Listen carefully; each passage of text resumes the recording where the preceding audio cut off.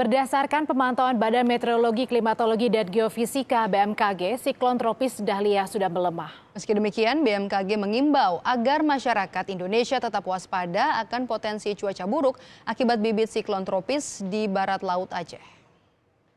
Siklon tropis Dahlia telah melemah dan menjadi depresi tropis atau ex-Dahlia.